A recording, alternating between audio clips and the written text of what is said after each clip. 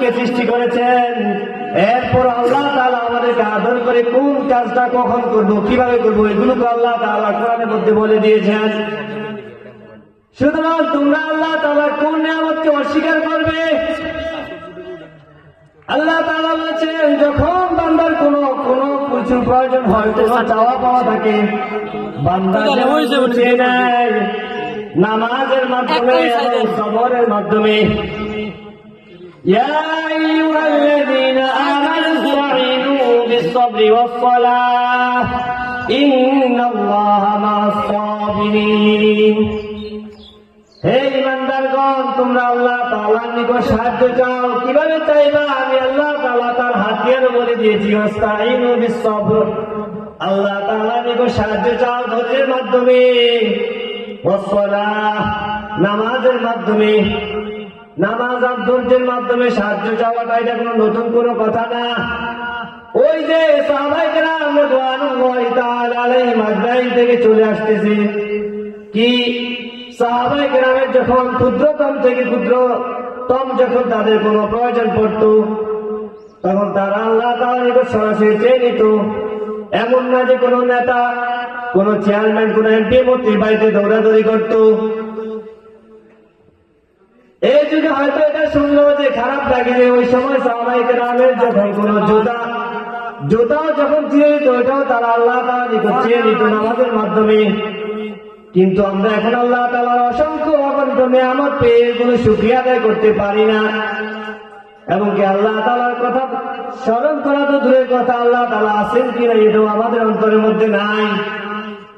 এই জন্য আল্লাহ তাআলা আমাদেরকে এত মুহাব্বত, এত মায়া করে সৃষ্টি করার পর আবার আল্লাহ তাআলা শিখিয়ে দিয়েছেন, তোমরা আল্লাহ তাআলা জিকিরও করবা, জিকির করার সাথে সাথে আল্লাহ তাআলার সাহায্য চাইবা। কিভাবে? ওইগুলো আল্লাহ তাআলা বলে দিয়েছেন। সবকিছু সমাধান দিতে পারে আল কোরআন। এমনকি যে কোনো প্রয়োজনে আল্লাহ তাআলার নিকট চাইতে হবে। ওই যে একটা কথা আছে না, খুঁজলে খোদার লাগল পাওয়া যায়। সুতরাং আমরা যে কোনো ক্ষুদ্রতম হোক, বিশাল প্রয়োজন হোক, সবকিছু আল্লাহর নিকট চেয়ে নেব। ولا تقولوا لمن يقتل في سبيل الله أموات। যারা আল্লাহ তাআলার রাস্তায় মৃত্যুবরণ করে তোমরা তাদেরকে মৃত মনে করবে না। যারা আল্লাহ তাআলার রাস্তায় জিহাদ করতে গিয়ে আল্লাহ তাআলার দ্বীনকে সমন্বিত করার জন্য আল্লাহ তাআলার রাস্তায় জিহাদ করে তোমরা তাদেরকে মৃত মনে করবে না। বাল আহইয়াউ ওয়ালাকিন লা তাশউরুন। বরং তারা জীবিত, ওয়ালাকিন লা তাশউরুন, তোমরা তাও অনুধাবন করতে পারবে না। وَلَنَبْلُوَنَّكُمْ بِشَيْءٍ مِّنَ الْخَوْفِ وَالْجُوعِ وَنَقْصٍ مِّنَ الْأَمْوَالِ وَالْأَنفُسِ وَالثَّمَرَاتِ। আল্লাহ তাআলা বলেন, আমি তোমাদেরকে পরীক্ষা করব। ওই যে তোমরা আল্লাহ তাআলার নিয়ামত আদায় করো কি করো না, এই জন্য আল্লাহ তাআলা পরবর্তীতে বলেন, আমি তোমাদেরকে অবশ্যই পরীক্ষা করব। বিশাইইন মিনাল খাউফ, ভয়ের কিছু জন্তু দিয়ে আমি তোমাদেরকে পরীক্ষা করব। তাহলে ভয়ের জন্তু কি? মিনাল খাউফি ওয়াল জু, ভয়ের জন্তু হইল আসমান থেকে গর্জন। এটাও মানুষের অন্তরে কম্পন সৃষ্টি করে দেয়। কিছুদিন আগে আল্লাহ তাআলা আমাদেরকে বন্যা দিয়ে পরীক্ষা করছেন, এটাও আল্লাহ তাআলার পক্ষ থেকে একটা পরীক্ষা। এই পরীক্ষার মধ্যে যারা পাস করতে পারবে তাদের জন্য রয়েছে আল্লাহ তাআলার পক্ষ থেকে মহা পুরস্কার। وَلَنَبْلُوَنَّكُمْ بِشَيْءٍ مِّنَ الْخَوْفِ وَالْجُوعِ وَنَقْصٍ مِّنَ الْأَمْوَالِ। মাঝে মধ্যে তোমাদেরকে অনাহার রেখে তোমাদেরকে খাবার না দিয়ে আমি পরীক্ষা করব। দেখা যায় অনেক সময় খাবার থাকে কিন্তু খাওয়ার শক্তি থাকে না, আবার অনেক সময় খাবার থাকে না কিন্তু খাওয়ার শক্তি থাকে, খাবার থাকে খাওয়ার শক্তি থাকে, আবার অনেক সময় খাবার থাকে না কিন্তু খাইতে মন চায়।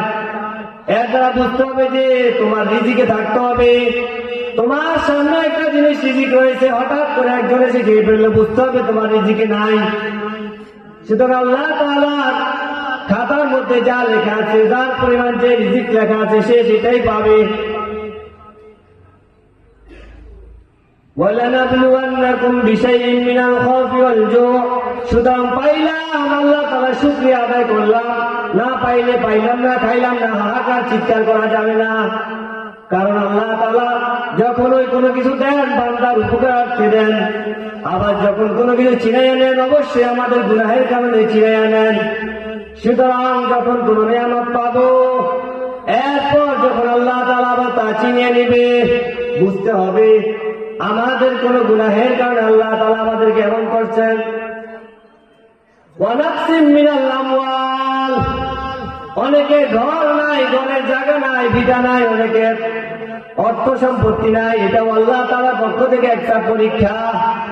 সুতরাং আমারে কেন দিল না, আমি কেন পাইলাম না, আমি কেন খাইলাম না, অমুক ব্যক্তির এত টাকা এত ধন সম্পদ অমুক ব্যক্তি কেন পাইল, আল্লাহ তাআলা কি এটা জুলুম করছেন নাকি? না না, আল্লাহ তাআলা কখনো কারো প্রতি জুলুম করে না।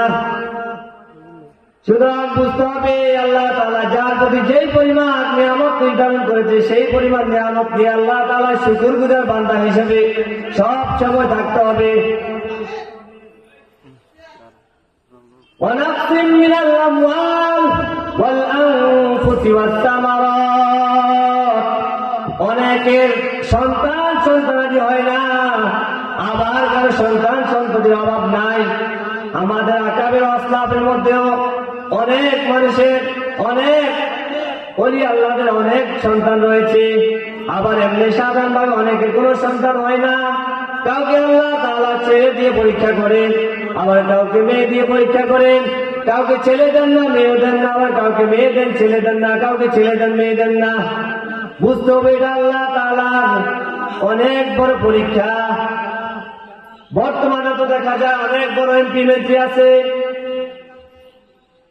যাদের টাকা পয়সার অভাব নাই, ধন দৌলতের অভাব নাই, বাড়ি গাড়ির অভাব নাই, শহরের মধ্যে অনেক বড় অনেক উঁচা উঁচা বিল্ডিং।